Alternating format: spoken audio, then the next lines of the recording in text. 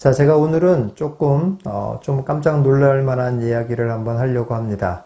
미국 주식시장이 조만간 한번 큰 충격이 오지 않을까라는 예상을 한다는 겁니다. 경제적인 근거를 제시할 것은 하나도 없습니다, 저는 사회심리학적 근거 3가지를 제시해 보도록 하겠습니다. 첫 번째는 워렌 버핏이 미국 주식을 상당량 매도했다라는 겁니다.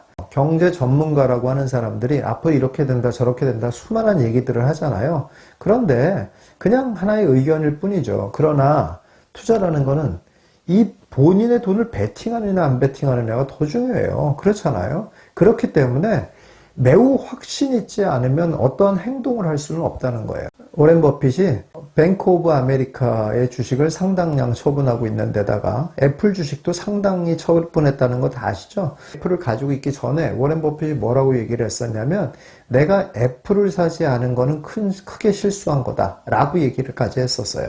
근데 그 애플을 처분하고 있다라는 것은 뭔가 IT 산업 생태계 자체에 대한 어떤 부정적인 견해를 갖게 된 것이 아닌가라는 생각이 들게 되는 그런 때라는 겁니다. 또한 뱅크 오브 아메리카에 대해서도 그렇습니다. 뱅크 오브 아메리카의 지분을 늘린 데는 언제냐면 금융위기가 있고 난 이후부터 그랬거든요. 금융권에 대해서 다 부정적인 생각이 있을 때 워렌 버핏이 나는 뱅크 오브 아메리카를 믿는다. 이런 식의 얘기를 했거든요. 그렇게 굉장한 믿음과 신뢰를 가졌던 뱅크 오브 아메리카인데 그 뱅크 오브 아메리카의 주식을 상당량 처분을 해버렸습니다. 이렇다는 얘기는 금융권에 대해서도 뭔가 부정적인 생각을 갖게 된 것이 아닌가라는 생각이 들도록 만든다는 겁니다. 본인이 직접 어떤 행동을 했다는 것은 오히려 그것만큼 더 믿을 수 있는 일이 없다는 거예요. 그런데다가 그게 보통 사람의 행동이 아니라는 거죠. 웬만큼 뛰어난 투자 전문가의 행동도 아니고 전 세계에서 최고의 투자자이며 그것을 아주 오랜 세월 동안 그 명성을 유지한 사람이다라고 하면 그 사람의 행동은 우리가 쉽게 볼 수 있는 행동은 절대 아니라는 겁니다. 자, 두 번째 근거는 또 재밌게도 이 워렌 버핏이 매도한 이 뱅크 오브 아메리카가 직접 얘기를 한 겁니다. 전 세계의 주식 다 팔아라 라는 엄청난 이야기를 했습니다. 그러면서 뭐라고 얘기했냐면 수개월 동안 매도 신호가 계속 발생해 왔다. 이런 얘기를 했어요. 그럼 뱅크 오브 아메리카 주식이 더 떨어질 수가 있기 때문에 오히려 반대 얘기를 할 가능성이 높잖아요. 그 회사의 가치를 유지하려고 그러면. 그런데 그럼에도 불구하고 오히려 같은 의견을 내고 있는 거예요. 자기를 팔고 있는데도 자기도 같이 더 팔아야 된다. 이렇게 얘기하고 있는 거나 똑같잖아요. 세 번째 근거는 뭐냐면 인간 지표입니다. 재테크에 전혀 관심이 없는 사람인데 미국 S&P ETF를 사야 할 것 같아 이렇게 얘기를 했다라는 거예요.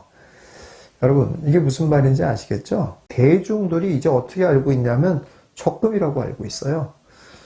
이게 바로 매우 위험한 신호라는 거예요. 그런데다가 그 적금이라고 알고 있는 사람이 일부만 알고 있는 게 아니라 이렇게 전혀 재테크에 관심도 없는 사람들의 귀에까지 들어가 있는 상황이다 이런 얘기예요.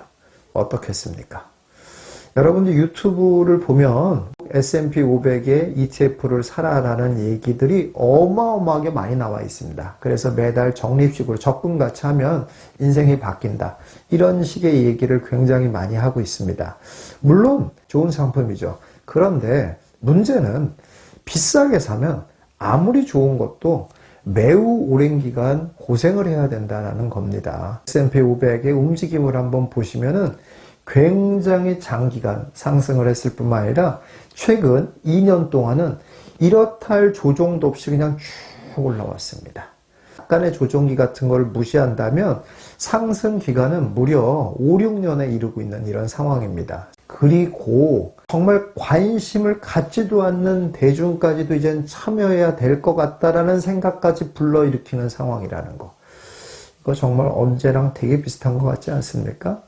바로 부동산 강세장 때와 똑같은 모습이죠.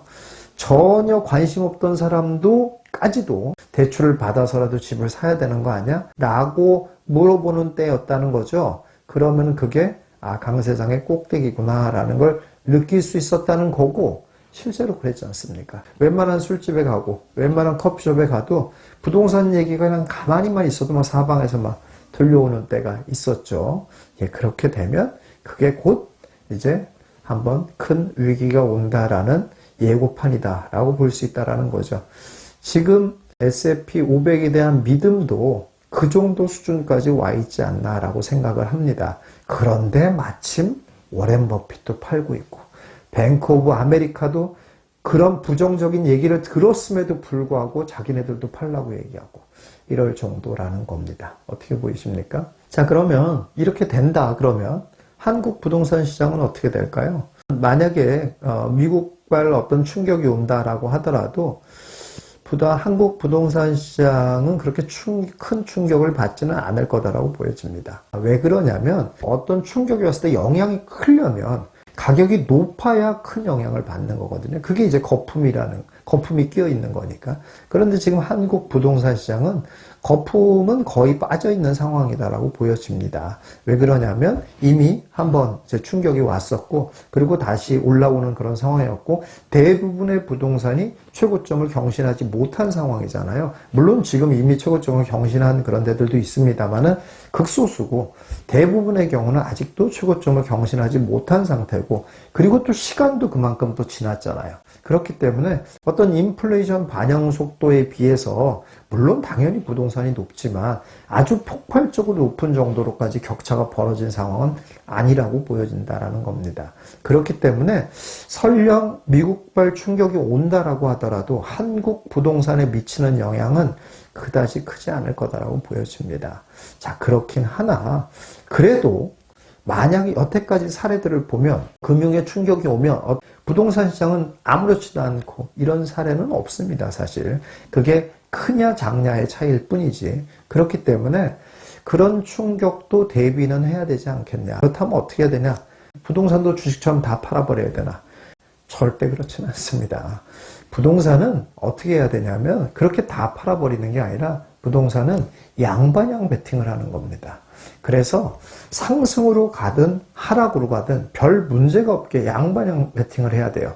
부동산을 가지고 있고 일부는 현금으로 가지고 있고 이런 전략을 쓰셔야 된다라는 겁니다. 우리가 경험해 봤잖아요. 하락장에 와서 충격이 온다고 하더라도 물론 충격은 받긴 하지만 잊어버릴 수 있습니다. 그냥. 그리고 잊어버리다 보면 또 회복이 돼요. 부동산은 사고 팔고 하는 과정에서 들어가는 비용이 또 너무 큽니다. 그렇죠.